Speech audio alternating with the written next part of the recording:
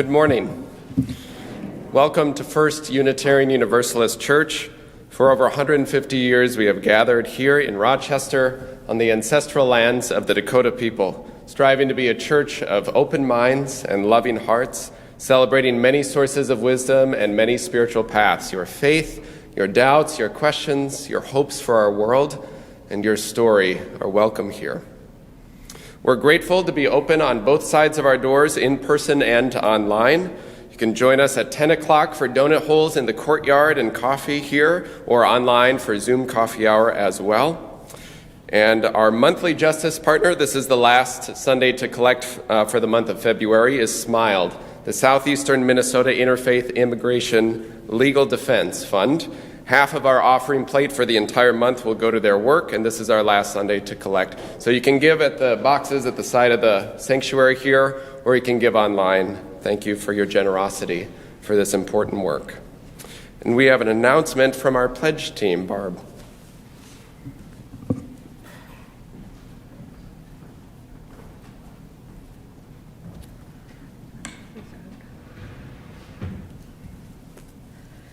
Good morning, everyone. I'd like to share the 2022 Tending the Flame Pledge Drive latest news. The annual pledge drive is familiar to many, but it may be new to some of you.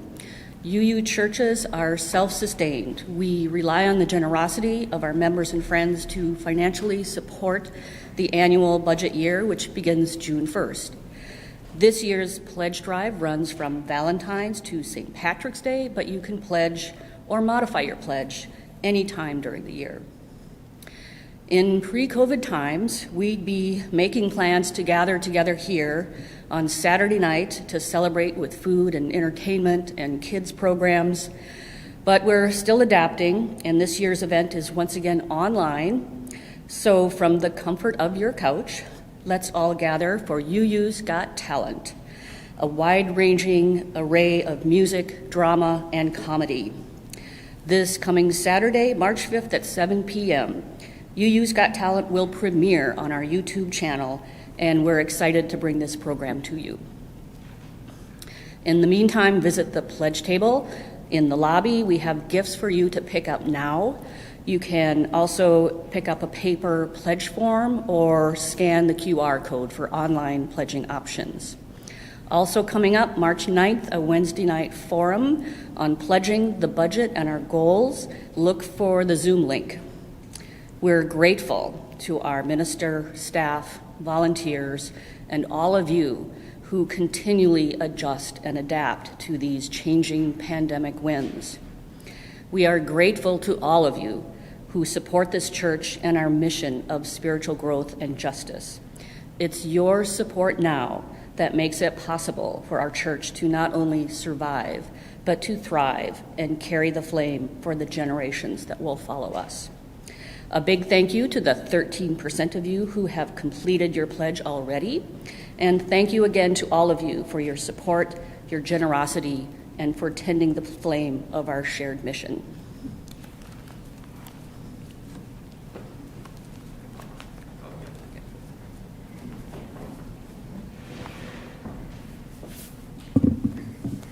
And many thanks to the pledge team for their creativity and their adaptations through these few years of helping lead that campaign and making it still fun and vibrant and good. Thanks, Barb. One last note, there will be a community peace vigil tomorrow evening at 5 o'clock at Peace Plaza downtown in honor of the people of Ukraine, a vigil for peace. All are welcome tomorrow at Peace Plaza at 5 o'clock. So I invite you to take a breath wherever you are. Let us enter into this time of worship and meditation with these words of our minister in the 1870s, the Reverend Eliza Tupper Wilkes. May our faith in humanity and our message of hope and good cheer light our way. It's good to be together.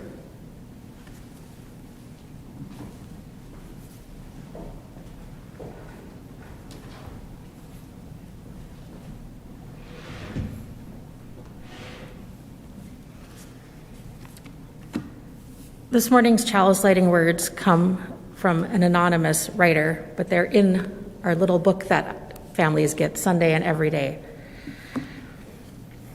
We light this candle to remind ourselves to treat all people kindly because they are our brothers and sisters. We light this candle to remind ourselves to take good care of the earth because it is our home. We light this candle to remind ourselves to live lives full of goodness and love because that is how we will become the best we can.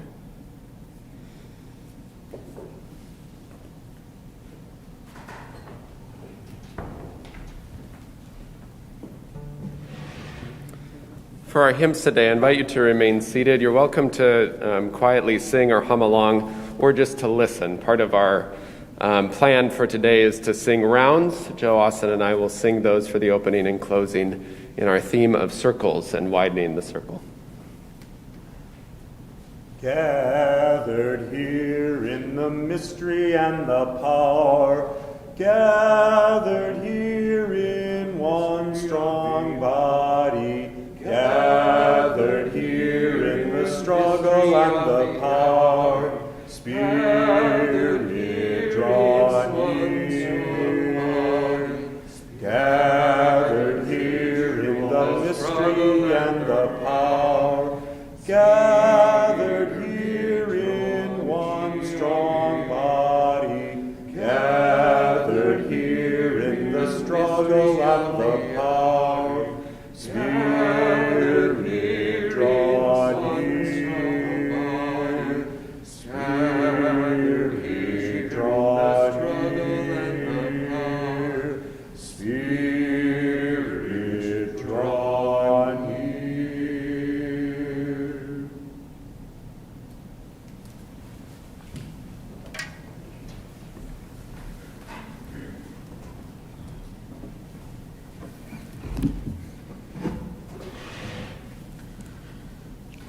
Today's story is loosely based on this book, The Circles Around Us. It's written by Brad Montague, and it's illustrated by Brad and Christy Montague. But instead of reading it with the pictures, I want everybody to close their eyes. Imagine you are sitting in a circle drawn on the ground, and it just surrounds you. It touches your shoes, touches your knees as you're sitting there. And it's a safe little place just for you, and we've all kind of gotten used to our safe little places in the last couple years. And hopefully for a lot of us, that circle has kind of opened a little bit, because having only one person in that circle is like having a library with only one book on the shelf. So now draw a bigger circle around that circle, and you're welcoming in your family and your close friends. It becomes a circle of care. And most of the time, I think it becomes a happier circle. You get your pets in there, you maybe get your great-grandma in there, and more loved ones come as that circle continues to grow wider and wider. And now imagine you're a little kid and you're going to school, and it's your very first day of school, and imagine how big that circle is. Does it feel safe to be in your own little circle sitting there on the ground? Yeah, but then you see on the playground all these other kids playing, and you think, maybe I need to make my circle a little bit bigger so I know these people can come in and join me. And the circles all around us, it grows and it changes shape and it gets bigger and smaller. And then you are in a circle like this. You can open your eyes now and look around and see this circle that surrounds us right now, this circle of love and people and community that we have. And we're going to draw that circle bigger for them too. And that doesn't mean that this circle is real easy, because there's not always things that we agree on. But it can get easier the more we find that we have in common. Maybe you are team cake, or maybe you are team pie, but as we found out, we are all team donut hole on Saturday mornings. So as the time passes and our circle ebbs and flows and gets larger and smaller, that's when we ask ourselves, why do we even have a circle? Then we create even a larger circle that encompasses our whole community and people outside of this building, and let that circle continue to ripple and get larger and larger.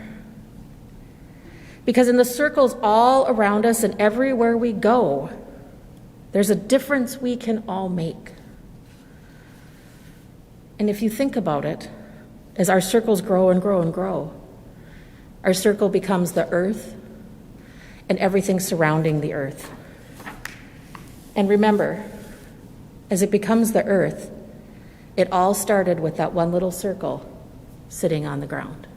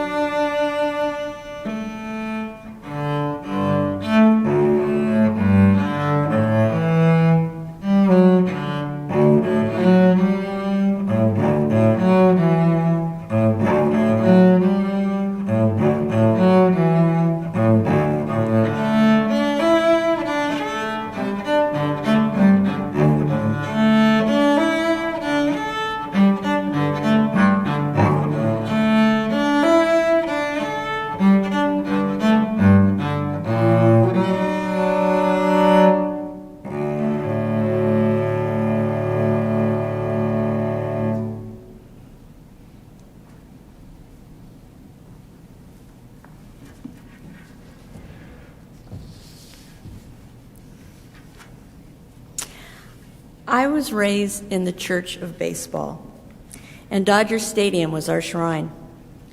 When we bought our first television set in the fall of 1960, my dad told folks that it was to watch the Kennedy-Nixon debates, but everyone who knew my dad knew it was so we could watch the 1960 World Series.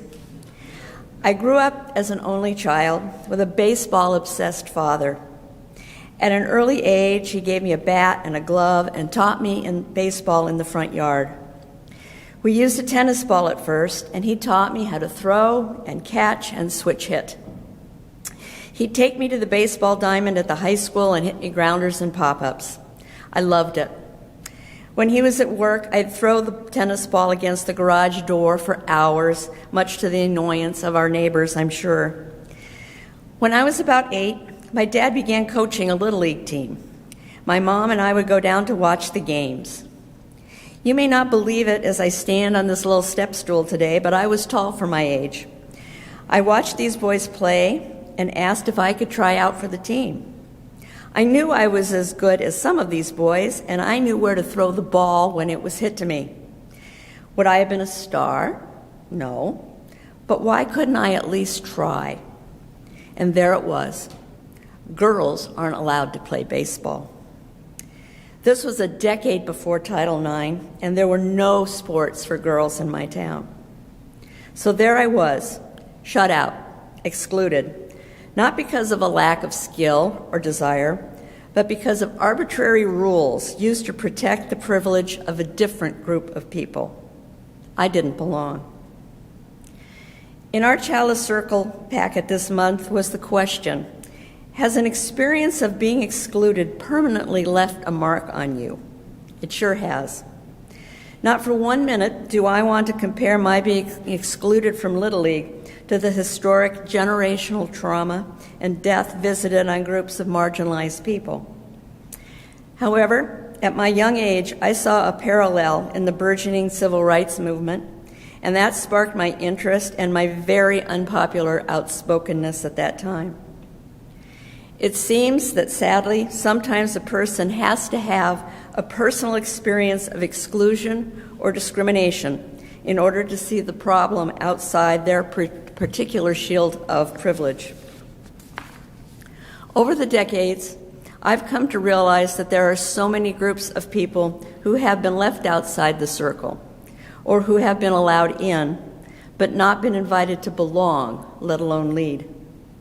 I am always trying to reflect on where my particular blinders are. When I make assumptions, I need to question them. Is my assessment true, or is it a stereotype ingrained in me from my upbringing, my culture, or my privilege? I am so much still a work in progress. We are all still works in progress. When I was in my 20s, I was finally able to play in 2 city softball leagues, 4 nights a week, living my dream out there in left field, hitting the cutoff person. I even got to play games at that same Little League field under the same iffy lights. Other girls and young women have opportunities I can only marvel at. But progress has been made and is still being made. It is our collective responsibility to continue widening all our respective circles so that everyone is included and has the opportunity to rise to their highest potential.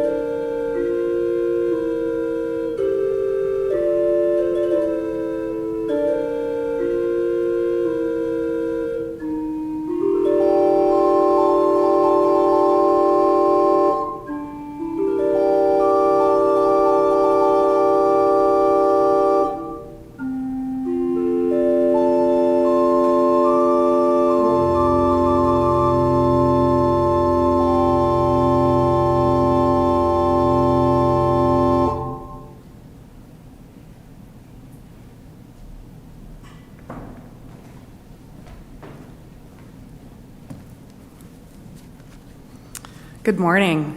It is good to be with you. I invite you to settle in here as we create a place of communal caring and connection.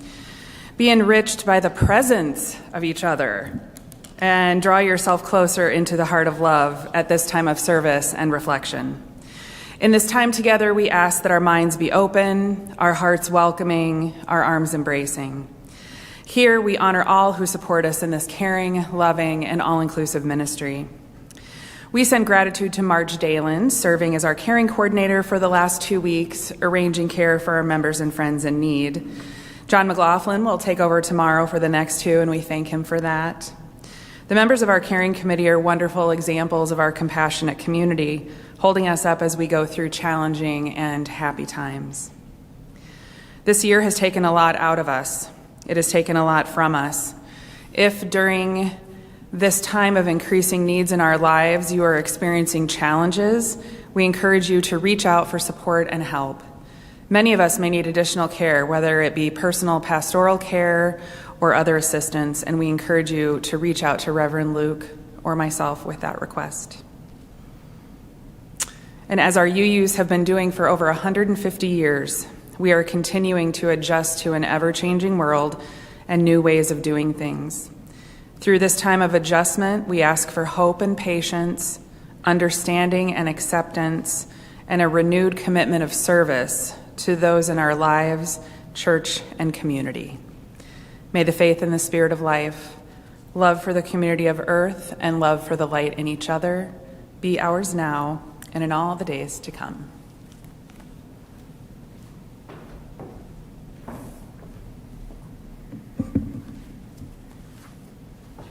I invite you to take a breath and breathe deep the breath of life. Feel below you the earth and its ancient turning. Above you the sky, and beyond that the stars shining with its ancient light, holding you in this moment, this breath. You yourself made of earth and stars. In this house you named and known as beloved, as sacred, as welcome. I invite you into this time of meditation, this time of prayer, first by sharing silence together.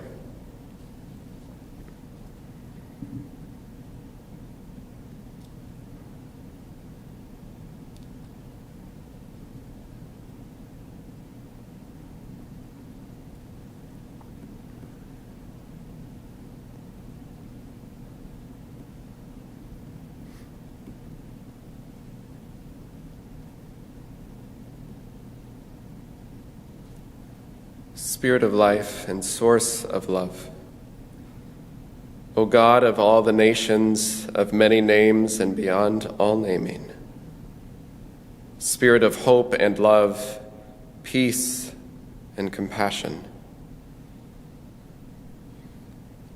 we join our hearts this morning with all those working and praying for peace, trying to find ways to not feel helpless. At times it might be calling politicians to encourage aid, or supporting or protecting Ukrainians in the U.S. navigating their protective status, or just neighbors seeking support. At times it's finding organizations on the ground to donate to, or simply pausing in the midst of all of that in compassion and heartbreak at a world torn by war broadcast around the world. May we do whatever roots our hearts and actions in compassion and hope, so that we are in mind, in body, in spirit, instruments of peace in our small corner of the world, knowing how fragile it is. We hold in our heart this day all those who suffer, in mind, in body, or spirit. I invite you to bring the names you're holding in your own heart this day, in joy or in sorrow, celebration or concern, and silently or aloud now in this time to speak their names.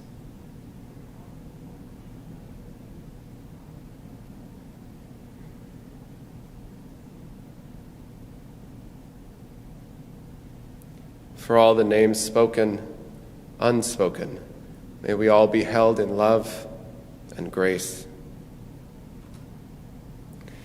These words of meditation are from our hymnal, words by Lloyd Stone and Georgia Harkness. It's to the tune of Finlandia by Sibelius, This Is My Song. I'll read them and then Austin will play it once through. You're welcome to read these or speak these words or sing as a prayer this morning. for our neighbors around the world. This is my song, O God of all the nations, a song of peace for lands afar and mine. This is my home, the country where my heart is. Here are my hopes, my dreams, my holy shrine. But other hearts in other lands are beating with hopes and dreams as true and high as mine. My country's skies are bluer than the ocean, and sunlight beams on clover, leaf, and pine. But other lands have sunlight too, and clover, and skies are everywhere as blue as mine. Oh, hear my song, O God of all the nations, a song of peace for their land and for mine. Amen.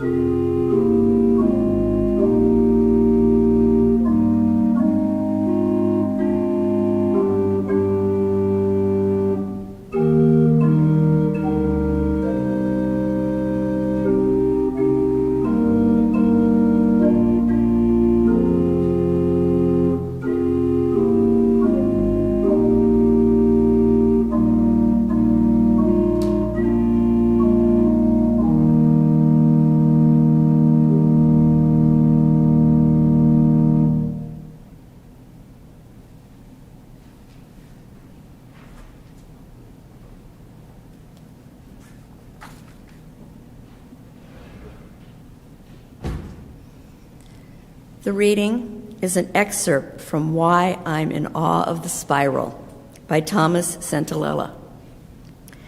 When in the Science Museum, I arrive at the overview of our galaxy, with its tiny arrow pointing to "you are here," which really ought to be "we are here," and see that the 2 to 400 billion stars of our local cluster are drifting or chasing or dreaming after each other in circles within milky circles. I can't help but think of those ancient paintings and rock engravings, of that one line which begins at whatever point it can, then curls outward or inward toward nothing anyone can define. The oldest shape revered by Aborigine and Celt, by mathematician and engineer and Burning Man reveler alike, and even accorded a place of honor among the mess of thoughts on my desk as a nifty paperclip of copper. But it's already there in the florets of the sunflower, crisscrossing with the precision of a logarithm, and in the pinwheel shape of the nautilus shell, and in the coiling neurons of the cochlea. Call it what you will, God's fingerprint, the soul unfolding through time, the passageway into the self. I can't help but admire, even fear, something as mundane as a flush of the toilet, when its swirling is a variation on our sidereal drift. And when the two of us took that winding road, an infinity of others had wound down before us and would wind down again. Our spirits hushed. Wasn't that a wondrous and terrible turning?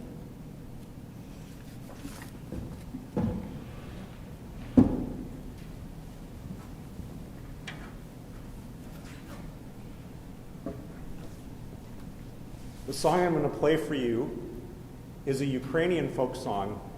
It's about a duck swimming in a river. But like many songs, it has meaning far beyond the surface.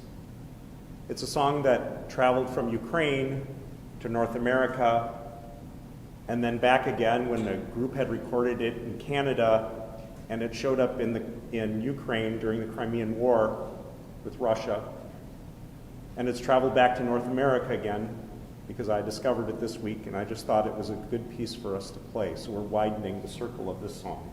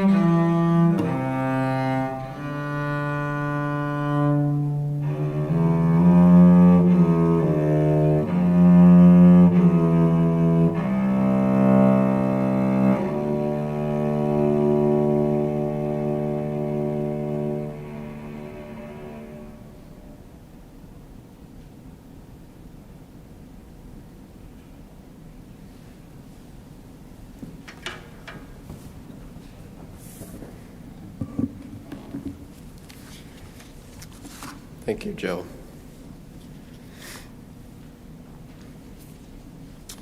There's an ancient symbol in Zen Buddhism, pictured here, of the Zen Enzo, or the Zen circle. Nina J. writes about the Zen Enso, its history and its multiplicity of meanings. She says a popular symbol of Buddhism and Japanese calligraphy, an Enzo is made with a single brushstroke that creates an unclosed circle. It can be called an infinity circle, Zen circle, circle of enlightenment. A perfectly imperfect circle, she writes. The circle can be either open or closed, but once drawn, the symbol can't be altered in any way. She says it can be traced back to the 6th century, believed to represent the idea of immense space that has no need of anything, contains nothing, an indication of satisfaction with what one has. It's empty and yet full, no beginning or end. Written in Japanese, kanji, it consists of 2 words, circle and together. It is a circle, she writes, that represents interconnection, community, a circle of life, the start and end of all things. So pretend you're holding some sort of brush in your hand, or I've seen it even as large as like a broom brush too. So choose how large of a brush you want to pretend to hold, a broom brush or just a small brush, and make that motion of the Zen Enso. Just one brush stroke. What does that feel like? Or pretend it's on the floor. One brush stroke. For me, there almost seems to be an invitation at the end, a quiet, gentle moving out, a way of opening out into the air of uncertainty, a posture of possibility, an expression that keeps the mind, the heart, the soul open to what is yet unfinished. It certainly is true, isn't it, that how a circle or a community is drawn or cast, created, can be a start or an end to things. As I continue to talk, and if you hear a little congestion, I've had a little congestion. I feel like these are days of confession around any symptoms, right? So I've had a little congestion the last couple days. I've taken 3 brands of rapid tests, a PCR clinic test, all clear. So it should be good. So there can be an experience in that opening of the circle, experiences of inclusion or exclusion in circles, as Trish shared. In the seemingly unsurprising histories of sexism and exclusion and many histories of oppression, for how people or individual leaders attend to how they're casting, creating circles, communal spaces. What are they strong enough to break open out of convention, and what are they scared enough to need to keep rigid and intact? It matters to how people are noticed as fully included, fully human, and in turn, how that person or that community feels beloved or not. In our own tradition, this aspirational tradition that has beautiful, good, historic teachings that invite us to expand our mind, our heart, our beliefs toward a depth and breadth of inclusion, well, we haven't always lived into those aspirations, we know. Wrestling within our very tradition, our histories, rooted, like many in this country, benefiting from generations of slavery and white supremacy, benefiting from immense educational or economic privilege. Our own denominational struggles with how to challenge cultural norms toward a more expansive practice of what religious life can mean, that reflects our actual theological principles while staying rooted in historic norms. There's a lifetime of unpacking there in our history to regularly reflect on as Unitarian Universalists. And there have been, in not so distant days, times when our tradition was so swept up in reason and logic, morphing into a type of atheism and humanism that was a fundamentalist approach almost. It made it almost impossible for people to feel welcome, that the language of faith or prayer or God or Jesus were welcome in any Unitarian Universalist congregation. There have been times in not so distant days, not only scoffing or the dismissal at traditional practices around spirituality, but anything about feeling interconnected with the earth and living things, earth-centered spiritualities, were sometimes seen as somehow being superstitious or illogically magical or mystical. Or as one colleague said, a phrase that I've shared before, maybe you've heard me say it, that I regularly reflect on. She said, "I left UUism because the Episcopal Church had more room for my doubt than the UU Church had for my faith." I want to say that again. I left UUism because the Episcopal Church had more room for my doubt than the UU Church had room for my faith. Now, I don't share these experiences or these phrases as a self-shaming practice of our tradition. It's a tradition, of course, that I love, but rather a truthful telling about strains of thought and practice within our tradition that have, at times, turned into perspectives, especially rooted in logic or reason or intellect, turned them into idols, a type of anti-religious fundamentalism, or in other words, a closed circle.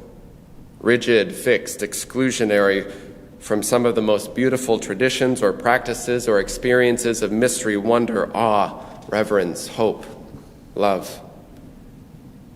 It's true that any tradition, any community can have norms and practices in place that intentionally or not cast some aside or keep some closed in. And the invitation of universalism at its best is some image of a big tent, like an old revival tent in its best form, COVID-friendly, outside, fresh air, where there's a type of eternal love strong enough to hold our complexity, our diversity, inviting us into ever-expanding circles of who we are and who is welcome and how we might yet grow. Always part of that growth is a rootedness in the very foundations of our principles committed to inclusion, equity, liberation.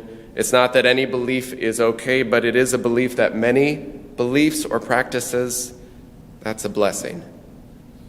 Many roads is the only way to have a map that guides us in the ways we need to travel. Sometimes these circles can feel less than liberating, much more like a closed one, cycling around in draining repetition, what can feel like a revolving door of a lingering pandemic, and a disbelief that we now are living in times of war and plague that we had hoped, at least in the forms they are in right now, were far behind us. Impossible, couldn't happen. My goodness, doesn't this week feel like that? Like we've circled round, even though we've been circling around in many ways for years, but in real significant ways, I feel I can't dismiss the significance of these times.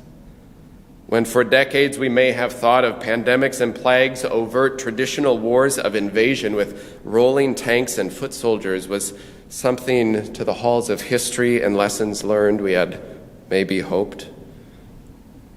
We know, though, that violence has continued to be certain, so has hatred and bigotry. Struggles and tensions between nations and neighbors have not just vanished for many, many years. Overt and covert ways that old oppressions still flare up all around the world make us question how much progress has really been made at all. Times of hidden genocide or tangled, complicated cultural war have existed through it all. And yet this feels different somehow. A global national defiance of international diplomacy in this world still lurching our way forward from plague, it can feel quite heavy. And it feels important to feel that, to notice that, to dwell there a bit, without getting caught in the spiral of 24/7 news all the time that can cause the soul to lose its groundedness. But there is still beauty and love and hope that exists right now. That's important to pay attention to as well. Kindness, generosity, solidarity. Some of these things, like xenophobia or patriarchy, lust for power, are not new, have never gone away. and yet we can pause in our heartbrokenness for the world. Our own democracies, large and small scale, themselves far from perfect, but clearly in contrast to a patriarchal or authoritarian power flex in defiance of international opposition. Some days I'm not so sure when I turn on the news what I should be surprised at or not anymore. What should shake me to the core as something dreadful, or what has become so commonplace that it would be naive to think, oh, surely this day and age, things like this are impossible, right? It's similar to the circles we cast, whether they are open or closed. And so I return to this image because I think it's helpful for us right now. It's helpful for me, at least. This image of open circles that keep being created and expanding.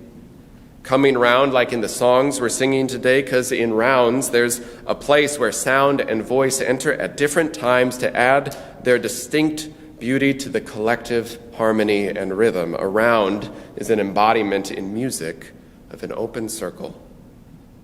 Coming round and round can be good if it is not a return to things that have always been, but an invitation to what it is propelling you toward, moving you into, what voices or experiences or stories can be added in, joined in, what yet might be, what is still in the realm of possibility, still in the realms of peace or healing or love. Drawing the circles wider and wider and more open still, I return to the Zen Enzo.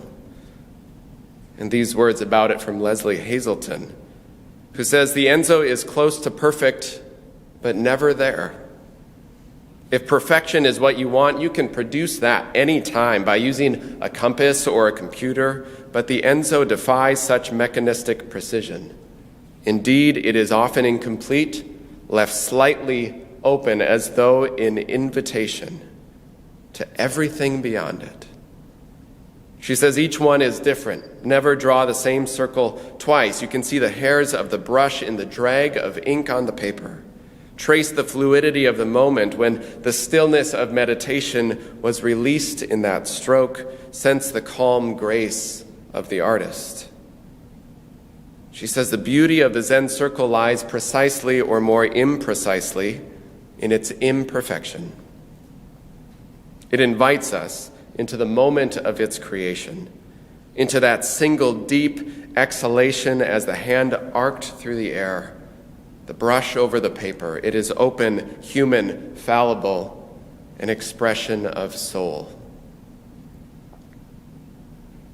An open circle. An expression of what it means to be human. An expression of soul.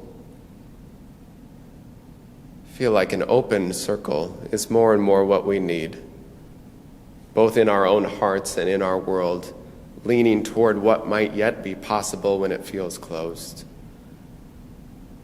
What beauty there still might be beyond what we notice at first. So that reminded me of this final song, which was sung at a memorial for a seminary classmate that I didn't know well, but knew enough. He died in the Haiti earthquake in 2010. He was young, just ready to begin ministry, and there was yet a tone in the midst of deep grief in this large memorial and loss and heartbreak that people must put their joy and hope and love into voice and music to praise the beauty of this world, lest they forget the reason that their hearts broke to begin with. It's because of love. Love is the reason a heart breaks at suffering. Nobody knew how long to sing the song, and I remember watching the service online years ago from miles and miles away, that it just kept going on and on and on for minutes and minutes and minutes as the song continues to stay open. We'll sing Jubilate Deo.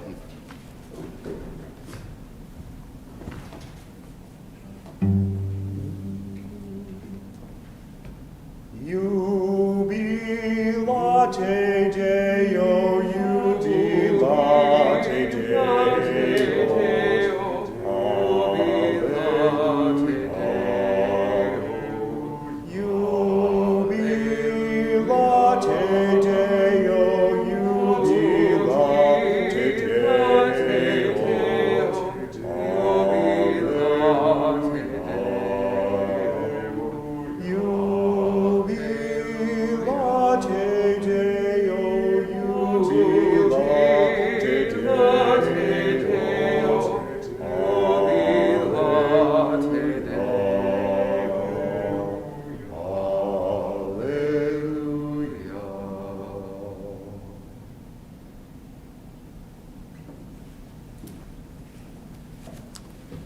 I invite you to rise as you are able.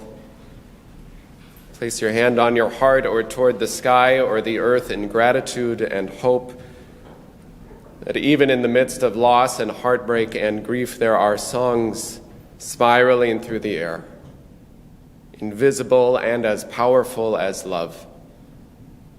And it's in that strength that people find ways to share compassion and keep moving forward and hold one another across the distance. In the words of Leonard Bernstein, as introduction to our postlude, this will be our reply to violence, to make music more intensely, more beautifully, more devotedly than ever before. Amen.